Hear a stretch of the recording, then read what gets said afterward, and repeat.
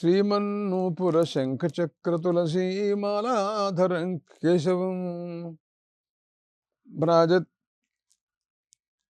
కుండల కంకణంచ గదినం పీతాంబరాలంకృతం శ్రీవత్సాంకిత వక్షసం మధురిపుం హస్తైశ్చతుర్భిర్యుతం శుభ్రాజత్ కనకాంగదం మురరిపుం సచ్చిత్ సుఖం భావయే పాథ సంయుత మేఘసన్నిభతనుః ప్రద్యోతనస్యాత్మజః నృణాం పుణ్యకృతాం స్వభావః వపుః పాపీయసాం దుఃఖకృతు శ్రీమాన్ దక్షిణ దిక్పతిర్మహిషగో భూషాంబరాలంకృతః జయః సంయమనీపతిః పితృగణస్వామీ యమోదండభృతు కిరీటోజ్వలం వస్త్రభూషాభిరభం విచిత్రాసనాసీనమిందు ప్రభాస్యం నృణాం పాప పుణ్యాని పత్రే లిఖంతం భజే చిత్రగుప్తం సఖాయో యమస్య. పితృయజ్ఞం గరుడ పురాణం అనే విషయాలపైన అనేక రకములైనటువంటి చర్చలు. గరుడ పురాణం శ్రీ మహావిష్ణువు సాక్షాత్తుగా ఉపదేశం చేసినటువంటి ఉపదేశాత్మకమైనటువంటిది.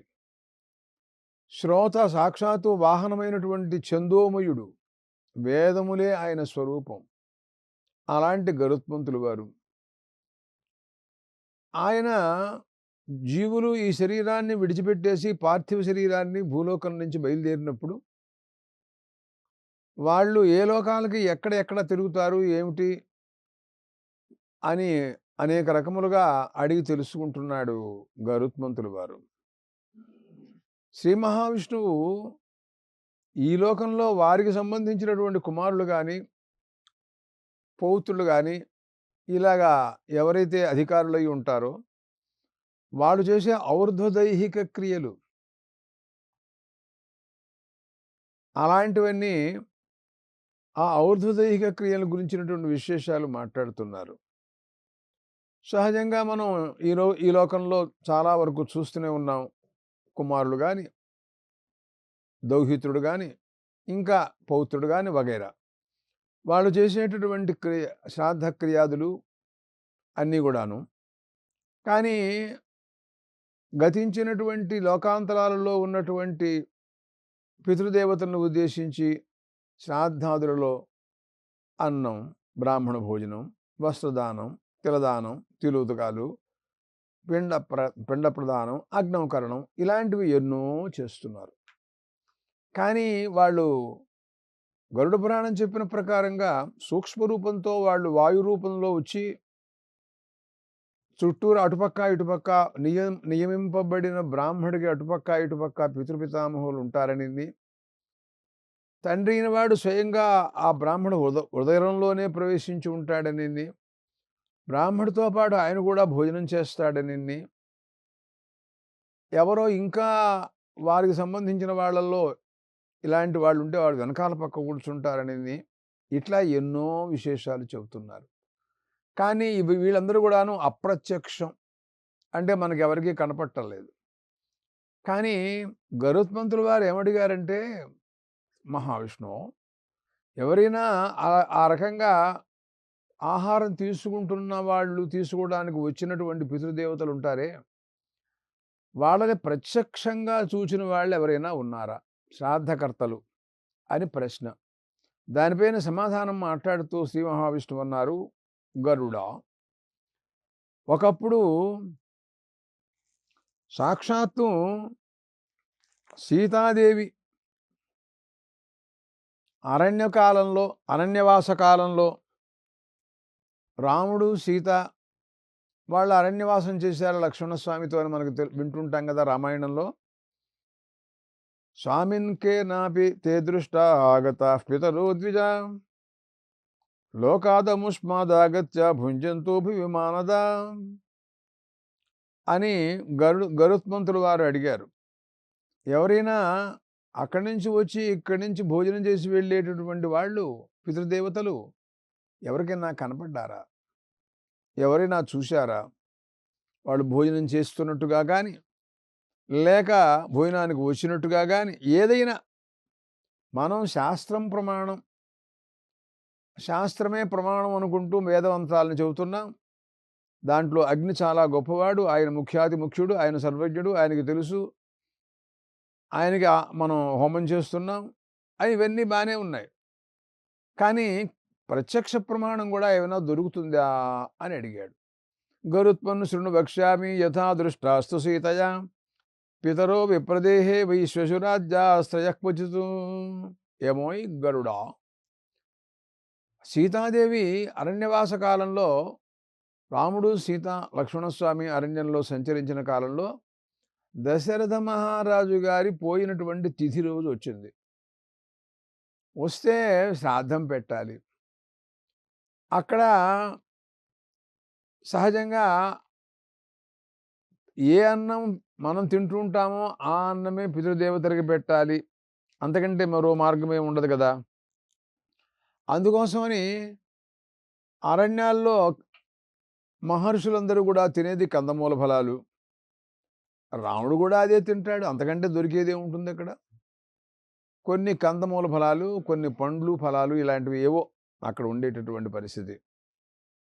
వాట్లనే శ్రాద్ధకాలంలో బ్రాహ్మణులకు భోజనం పెట్టడానికి ఏర్పాటు చేసుకున్నాడు. ఆయన ఎక్కడ పెడుతున్నాడు అంటే పుష్కర క్షేత్రంలో పెట్టడానికి నిర్ణయించుకున్నట్ట. అంటే ఆ సంచారాలు చేసేటప్పుడు పుష్కర క్షేత్రం తగిలిందనమాట. సరే, తగినటువంటి ఆధారాలన్నీ కూడాను యదన్నం పురుషో భుంక్తే తదన్నాస్తస్య పితరః అని ఒక న్యాయం ఉంది.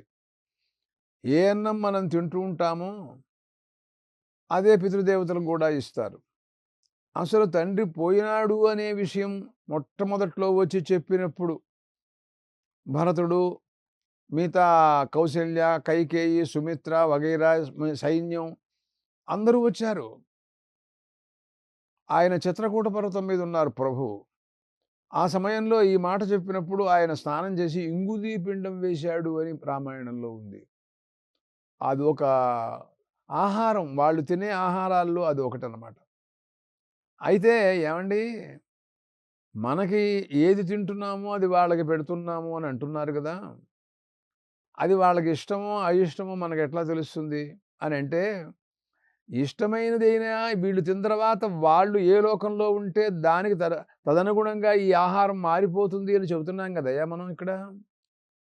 స్వర్గలోకంలో ఉన్నారనుకో మన పితృదేవతలు, మనం ఇక్కడ బ్రాహ్మణులకి పాయసం, అలాగే మాంసం, అలాగే సూపశాకాదులు పెట్టామనుకో, ఇవన్నీ వాళ్ళకి అమృత రూపంగా మారిపోతాయి అక్కడికి. గోరూపంలో ఉన్నారనుకోండి, పచ్చగడ్డి రూపంగా మారిపోతాయి. కాబట్టి ఇక్కడ మనం పెట్టేవి ప్రధానమైనవి కావు. వాళ్ళకి చెందేదేదో అది మనం చూసుకోవాలంతే. కాబట్టి ఈ రకంగా ఏర్పాటు చేసుకున్నాడండి ఆయన. బ్రాహ్మణులని, అక్కడ మహర్షులే బ్రాహ్మణులు, అక్కడ వేరే ఎవరుంటారు? వాళ్ళనే పిలిచాడు. వాళ్ళు వస్తానని ఒప్పుకున్నారు, వచ్చారండి.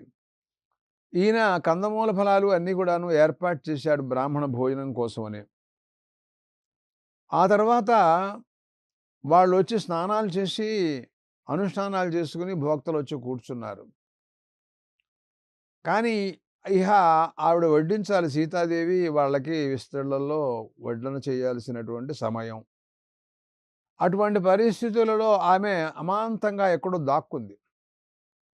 అదేమిటండి, బ్రాహ్మణులు అక్కడ కూర్చున్నారు, వంటంతా వంటంటే అది చిలకడ దుంపలు,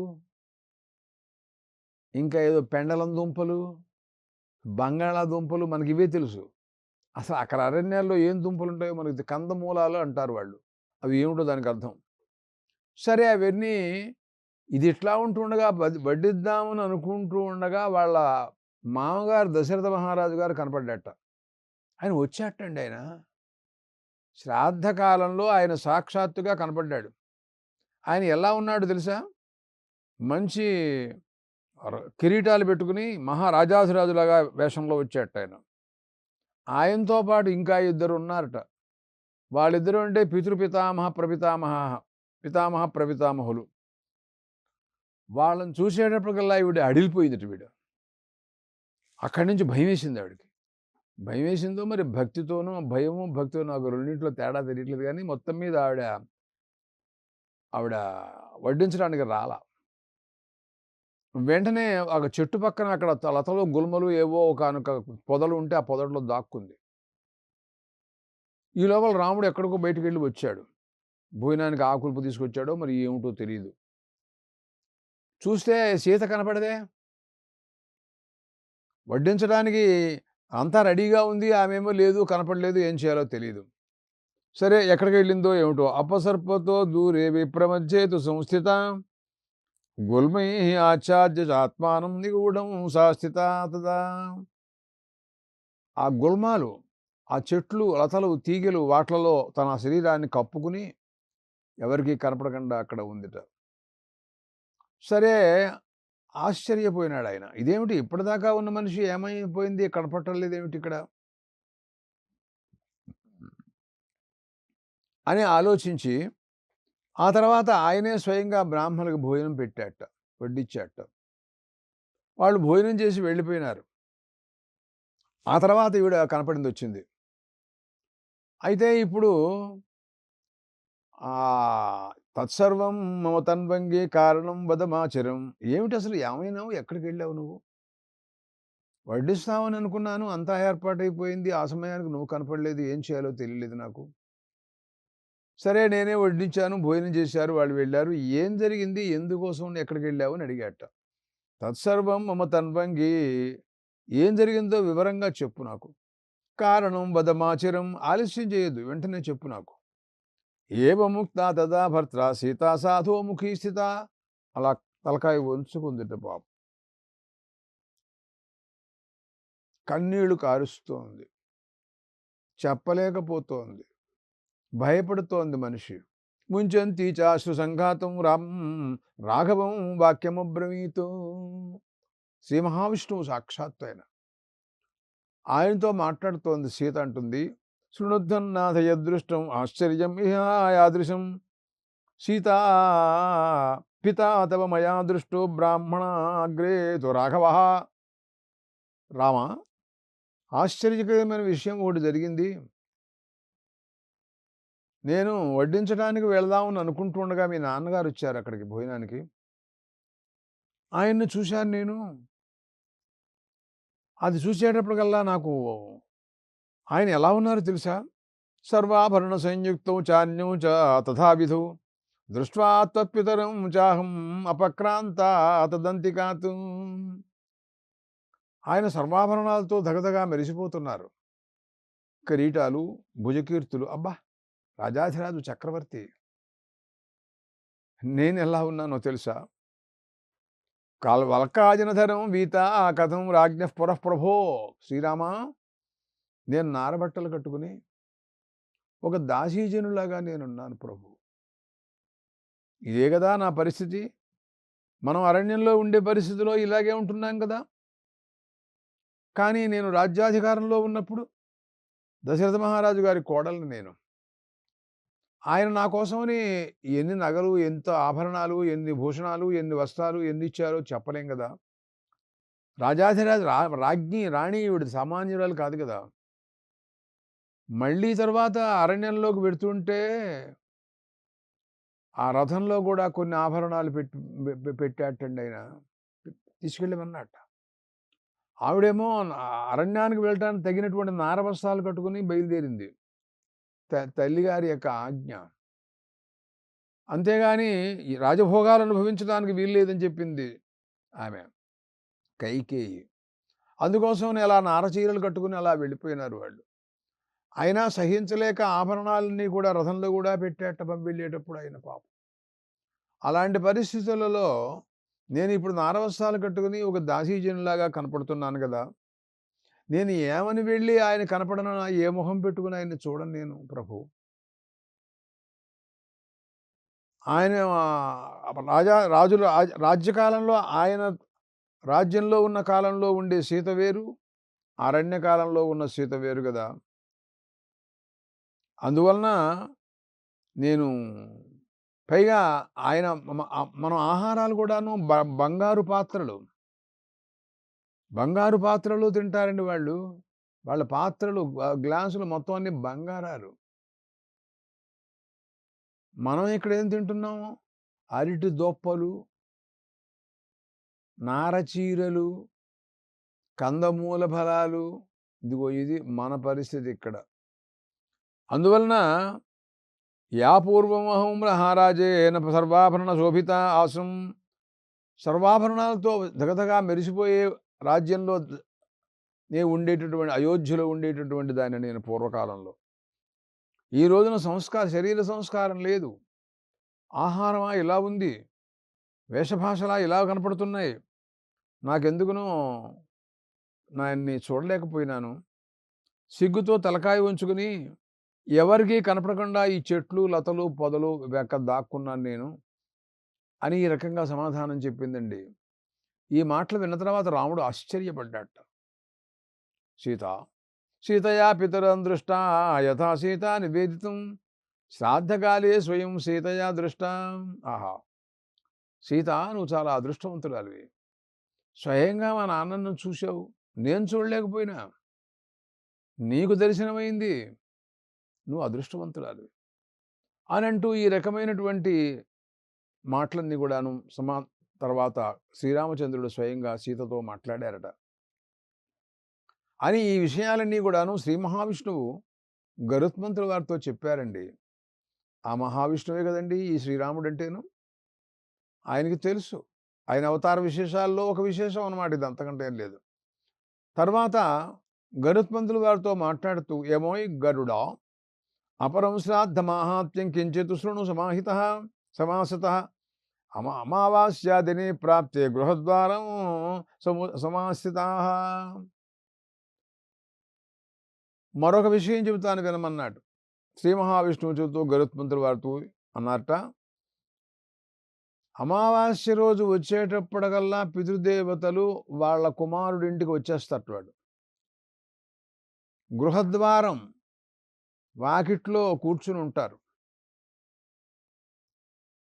వాళ్ళు ఏ రూపంలో ఉంటారు అంటే వాయు రూపంలో ఉంటారు.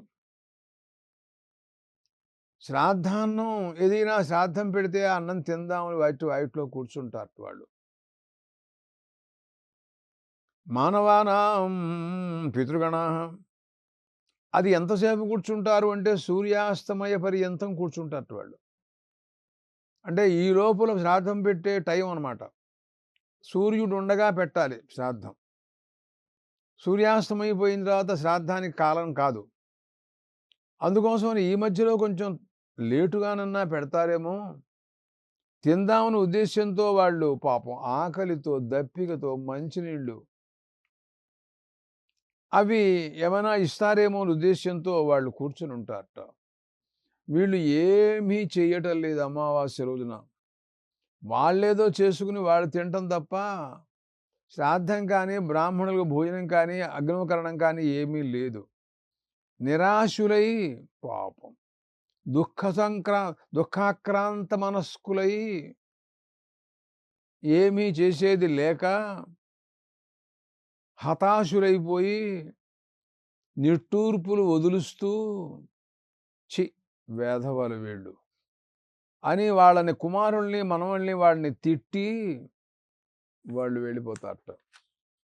చూడండి, మనం అనుకుంటూ ఉంటాం మనకేదో చాలా ఇబ్బందులు వస్తున్నాయి, నేను సక్రమంగా ఉంటున్నానండి, అంతా కరెక్ట్గా జరుగుతోంది, కానీ ఏమిటో దురదృష్టం కలిసి రావట్లేదండి నాకు అని మనం అనుకుంటూ ఉంటాం. ఇప్పుడు ఈ మాటలన్నీ వింటుంటే ఎలా ఉన్నాయి? ఇప్పుడు నువ్వు తింటాం, నీ తండ్రి తల్లి, నువ్వు తండ్రికి తల్లికి ఆహారం ఇవ్వవలసినటువంటి బాధ్యత కుమారుడికి ఉందా లేదా? నాకు చెప్పండి ముందు ఆ విషయం. అంటే వాడు సంపాదించిన దాంట్లో కొంత భాగం తల్లిదండ్రులకు కూడా వాటా ఉంటుంది అని ప్రభుత్వం వారు అంగీకరించిన విషయం కూడాను. చాలామంది ఉద్యోగస్తులలో వాళ్ళ కంపెనీల ద్వారా తల్లిదండ్రులకి వైద్యం చేయించడానికి కూడాను అవకాశం ఇస్తున్నట్టుగా మనం చాలా చోట్ల వింటున్నాం. వాళ్ళకు కూడా అవకాశం ఇస్తారు. వాళ్ళ తల్లిదండ్రులు వాళ్ళని చూస్తుంటారు, వాళ్ళ ఇంట్లో ఉంటారు. వాళ్ళకి వైద్యం చేయించాలంటే డబ్బు ఖర్చు అవుతుంది కాబట్టి అది కూడా వాళ్ళే భరిస్తారు. అంటే తల్లిదండ్రుల పోషణ కుమారుడికి అవశ్యం కర్తవ్యం అనే భాగం వస్తుంది కదా దీంట్లోనూ. అటువంటి పరిస్థితులలో బతికుండగా వాళ్ళకేదో ఆహారం పెడుతూనే ఉన్నాను నేను అంటం కాదు. తర్వాత కూడా మనం వాళ్ళని మర్చిపోవడానికి వీల్లేదు. ఎందుకంటే వారిచ్చిన ఆస్తి వారు వెళ్ళిపోయిన తర్వాత కూడా అనుభవిస్తున్నావా, అనుభవించట్లేదా నువ్వు? 100 ఎకరాల పొలం అండి బాబు. 50 ఎకరాల పొలం, 10 ఎకరాల పొలం, ఇలాగా వాటాల ప్రకారంగా తండ్రి ఆస్తి కుమారుడికి వచ్చింది. వాడు అనుభవించడమే కాదు, వాడి కొడుకు కూడా అనుభవిస్తాడది. మరి తండ్రి దగ్గర నుంచి వచ్చిన సొమ్ము అనుభవిస్తున్నావే, కాసిని మంచినీళ్ళు ఇవ్వలేవు, ఐట్లోకి వచ్చి కూర్చుంటే తండ్రి, ఆయనకింత అన్నం పెట్టలేవు, ఆయన ఏదైనా ఎక్కువ అడిగాడా? ఓ బ్రాహ్మణుడికి భోజనం పెడితే అది ఆయనకు చెందుతుంది, అంతకంటే ఏం లేదు. అగ్నిలో హోమం చేయటం, ఏదో తోచినటువంటి వస్త్రం, తిలతర్పణం, తిలదానం, ఇది కదా. కాబట్టి ఇవన్నీ చేయకపోతే వాళ్ళు నిరాశులై వెళ్ళిపోతే వాళ్ళ ఆగ్రహానికి గురైపోతున్నావా, కావటం లేదా నువ్వు నాకు చెప్పు. అనుగ్రహానికి పాత్రుడు కాకపోగా ఆగ్రహానికి గురవుతున్నావు. అందుకోసమనే నువ్వు అనుకున్నవన్నీ సిద్ధించట్లా నీకు. ఏమిటోనండి, పిల్ల పెళ్లి పెట్టుకున్నాం, అసలు కుదరట్లేదు, ఒక్క సంబంధం సరిగా లేదండి, ఎన్నో ప్రయత్నాలు చేస్తున్నాం, ఎన్నో చోట్ల అప్లికేషన్ పెడుతున్నాం, కానీ ఒక్క ఉద్యోగం కూడా రావటం లేదండి. ఎన్నో సీట్ల కోసం అని ఎన్నో యూనివర్సిటీల్లో అప్లికేషన్ ఇచ్చాను, మా అబ్బాయికి ఇంజనీరింగ్ సీటే రావటం లేదండి అని ఏడుస్తున్నావే, అది పితృదేవతల యొక్క శాపం. అది వాళ్ళని ఆరాధిస్తే వాళ్ళు ఆశీర్వదిస్తారు. వాళ్ళు చెబుతారు, వాళ్ళ ఆశీర్వచనం ఎలా ఉంటుందో గరుడ పురాణంలో మహావిష్ణువు చెబుతారు. ఏ లోటు రాకుండా సమస్తమైనటువంటి సౌభాగ్యాలు వాళ్ళు అనుగ్రహిస్తారు వాళ్ళు. అటువంటి దాన్ని నువ్వు కోల్పోతున్నావు. నీ అహంకారం వలన, నీ అజ్ఞానం వలన, నీ మౌర్ఖ్యం వలన, నీ పట్టుదల వలన, గొప్పతనం అనుకుంటాం వలన అలా చేయటం ఏదో న్యూనత. ఏమిటి న్యూనత? ఆ తర్వాత ఏది జరగకపోతే 10 మందిలో అప్రతిష్ట పాలైపోతే ఇది న్యూనత కాదా? నా కొడుక్కి ఆ సీటు రాలేదు అని 10 మందితో చెప్పుకుంటే బాగుంటుందా? మా వాడికి సరైన ఉద్యోగం లేదు అంటే గౌరవంగా ఉంటుందా? యోగ్యురాలైనటువంటి కోడలు మా ఇంటికి రాలేదు అని చెప్పుకుంటే నీకేమన్నా గౌరవం అదేమన్నా? అవన్నీ సక్రమంగా యోగ్యంగా జరగాలి అంటే పితృదేవత అనుగ్రహం మనకి పరిపూర్ణంగా ఉండాలి. చూశావా? తస్మాత్ శ్రాద్ధం ప్రయత్నేన అమాయం కర్తుమర్హతి, యది శ్రాద్ధం ప్రకుర్వంతి పుత్రాద్యాస్తస్య బాంధవాః. ఏమోయ్ గరుడా, అమావాస్య రోజున ఈ రకంగా శ్రాద్ధాచరణ ఎవరైతే చేస్తారో వాళ్ళు కుమారులు కానీ, దౌహిత్రుడు కానీ, వాడు పౌత్రుడు కానీ, ఇలా ఎవరో అధికారుడైన వాళ్ళు, గయాశ్రాద్ధమపి సకృతం యది కుర్యుతే పితృభిః సాకం బ్రహ్మలోకం గచ్చేయుః అన్నాడు అండి. గయాశ్రాద్ధం, గయలో కూడా శ్రాద్ధం చేసి వచ్చినట్లయితే వాళ్ళు పితృదేవతలతో పాటు వాళ్ళు బ్రహ్మలోకంలో ఉంటారటయ్యా, సందేహం లేదన్నారు. అందువలన ఆ వాకిట్లోకి వచ్చి కూర్చున్నటువంటి పితృదేవతల యొక్క ఆకలి దప్పిక, కాసిన గ్లాసులు నీళ్ళు ఇవ్వవయ్యా. వాకిట్లో వచ్చిన అతిథికి సూనృతా వాక్ అన్నాడండి మనుస్మృతిలో మనువు గారు. నువ్వేమీ ఇవ్వక్కర్లా, మంచి మాట, గ్లాసులు నీళ్ళు ఇవ్వవయ్యా, ఒక ఆసనం కూర్చోమని చెప్పవయ్యా. ఇలాంటివి కూడా ఇవ్వకపోతే అందువలన దీని కింద నీకు ఏదైనా ఖర్చు అవుతోంది అంటావా? గ్లాసులు మంచినీళ్ళు ఇస్తే ఖర్చు ఏమిటండి బాబు? వాడికి ఏదో అందరితో పాటు ఒక అరటి పండు పెట్టు, లేదా యాపిలికాయ మొక్క ఒకటి పెట్టు, ఏదో ఉన్న దాంట్లో తులసి దళం. ఆ పరమాత్మ ఏమన్నాడు? పత్రం పుష్పం ఫలం తోయం యోమే భక్త్యా ప్రయచ్చతి అన్నాడు ఆయన. నాకు పత్రం ఇచ్చినా సరే, పుష్పం ఇచ్చినా సరే, ఫలం ఇచ్చినా సరే భక్తితో ఇస్తే నేను అనుగ్రహిస్తానని చెప్పారు పరమాత్మ. అంతేగాని మీ ఆస్తి అంతా నాకు రాసి ఇవ్వమని ఆయన ఏం చెప్పలా నీకు. నీ డిపాజిట్ ఫారాలన్నీ క్యాన్సిల్ చేసి ఆయన పేరు పెట్టమని ఆయన ఏం చెప్పలా. తెలియలా? అందువలన శ్రద్ధయా దీయత ఇది శ్రాద్ధం అన్నారు. నీకు శ్రద్ధ నీకు అవసరం అన్నింట్లలోనూ. కంగారు పడిపోయి తుమతుమలాడి వాళ్ళని తిట్టి చెంబులు పగలగొట్టి నానా గోల చేసి కొంపలో అలాగేనా శ్రాద్ధం పెట్టేది? అంచేత పితృదేవతల పట్ల గౌరవ మర్యాదలు అవన్నీ ఉండాలి. అంచేత కందమూల ఫలాలు ఆకు, ఆకుకూరండి. ఆకుకూర పెట్టమని చెబుతారు వాళ్ళు కనీసం. అలాగే శాఖ పాకాదులు ఏదన్నా పురుషో భవతి తదన్నేనైవ పితరః తృప్తిం గంతి. అంచేత ఈ రకంగా కుర్వీత సమయే శ్రాద్ధం కులే నసీదతి శ్రాద్ధాచరణ ఫలం ఉచ్యతే. కాబట్టి ఎవరైతే ఏ ఆహారం ఎవరు తీసుకుంటారో అలాంటిదే. మామూలుగా ఈ రోజుల్లో కర్మకాండలో దినచర్యలో వైశ్వదేవం అని ఒకటుంది. అంటే దేవతలకి కొద్దో గొప్పో రోజు కాస్త ఆహారం ఇవ్వటం. అది వీడు ఏ ఆహారం తీసుకుంటే అది ఇవ్వచ్చయ్యా, గోధుమ తింటాడు. గోధుమే అగ్నిదేవుడికి ఇస్తాడనమాట. ఏది తింటే అదే అని ఈ రకంగా శాస్త్రాలన్నీ కనపడుతున్నాయి. ఎలాగైనా సరే పితృదేవతలను తర్పణ చేయడం, తృప్తిపరచడం ముఖ్యం అనే విషయాన్ని గరుత్మంతుల వారికి శ్రీ మహావిష్ణువు చెబుతున్నటువంటి ఉపదేశ సారాంశము.